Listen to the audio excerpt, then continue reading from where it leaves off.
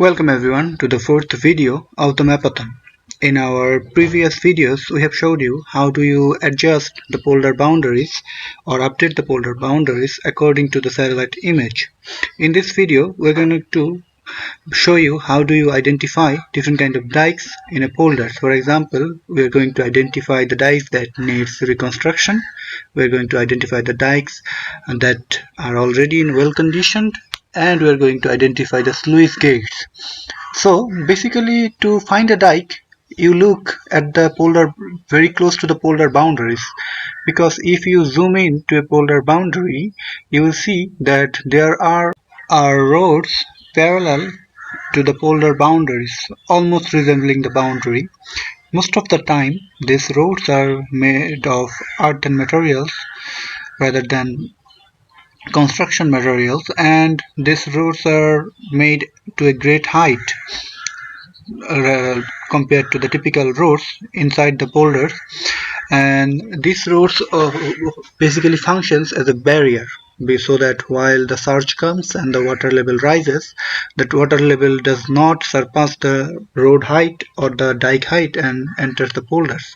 So that's why these dikes are built.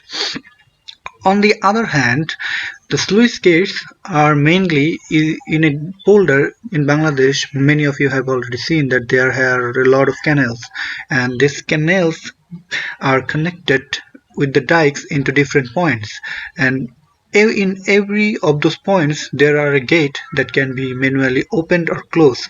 So when the water is inside the polder, water is logged on the polder, the gate can be opened so that the water can surpass into the river or into the ocean. On the other hand, when the flow of the water is towards the inland, the gates can be closed. So now you get the main point, that the main point is try to look for the roads parallel to the polder boundaries, or resembling the polder boundary shape. They will be the dike, and try to go to the connection points of canals to find the sluice gate. For example, we will now start from a sluice gate. Let's find a sluice gate.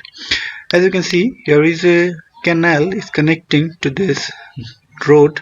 So this is probably the canal, and below the road is probably the dike. So let's open a vector layer from our shapefile layer, create a new shapefile and give it a name. Since we are mapping the dike first, no, let's make the sluice gate first. Let's give it a name of sluice gate, and to represent the sluice gate, select the polygon function. Then let's, for just now, keep it an ID. This field is enough, we don't need to have another field. So go to edit toggling or toggle editing, then create a polygon right here that represents the sluice gate. Okay, now right click on your mouse and give, this is the first sluice gate, so give this an ID, now 0. That means it is our starting point, we started from the sluice gate. Now let's create another shapefile that will represent the dikes. For example, this dike looks pretty well constructed. As you can see, a lot of trees are surrounding in the dikes, making it more stronger. So let's create a new shapefile and give it a name. As we can see that this dike is in good condition, so with an added bracket, inside the bracket let's just write good condition. Now from the drop down menu, select line, and for now let's not give it another field. The ID field is enough for this. As this is our first dike, let's change the symbology for the dike first. Let's say we are going to use a special kind of symbol, and this dashed line or this cross marked line seems good. So let's select this. Now you can make necessary changes according to your interest. For example, the way you want to represent your dike, you just change the different values. We have already discussed how to change these things in our previous videos. After you change it, click apply and let's start mapping the folders. Let's click on toggle layer and select add feature or add line feature, and just like we made a road in our previous videos, we are going to add these points one by one into different connection points. Okay, and as long as you find this road, you just map it. Remember, when your extent is finished, you just have to zoom in and pan again. After you pan, make sure to click on the edit one more time to continue the edit. And just like this, you keep going and going until you find the sluice gate. We're going to continue creating this line. So in here I have taken a very small zoom portion to acquire more accuracy. What you guys can do, you guys can take a portion or you guys can zoom in to a more great extent or to a larger extent that will make you give you the advantage or that will make your line features more accurately overlapped with the dikes. Okay, let's just pan. We haven't found the sluice gate yet, so we are going to just continue.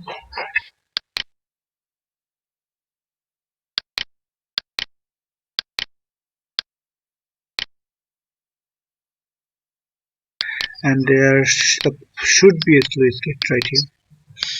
So let's end our dike here.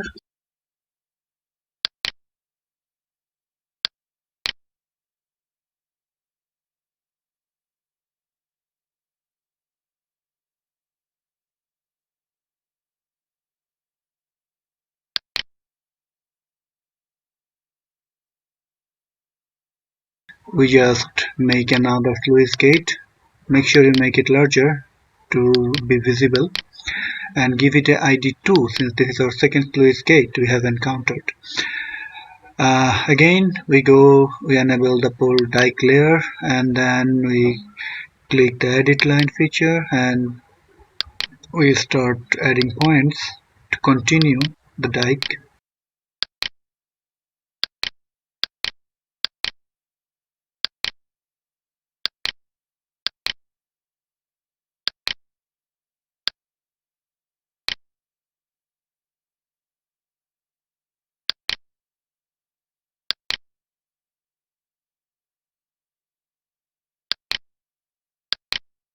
We are just finishing this dike right here.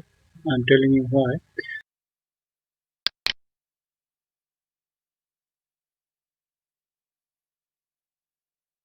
There, if you zoom in, this portion, this dike, in this place, the dike is absent as much as I'm concerned because you can see this is very close to the river bank and this part looks like the dike or the road has been eroded or damaged. That's why we're going to create a new shape file and give it a name, dike that needs reconstruction.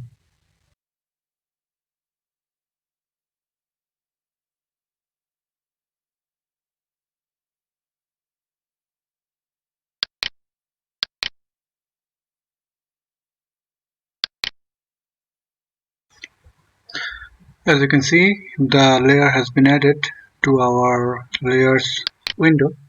Now start editing the layer just like before. Connect the last point of the previous dike and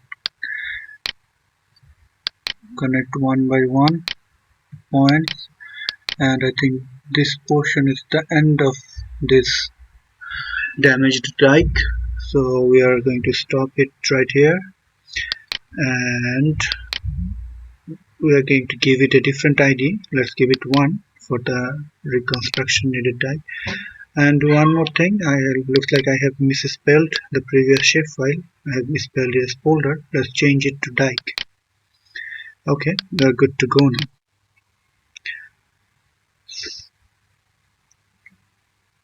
And let's go to the symbology and change the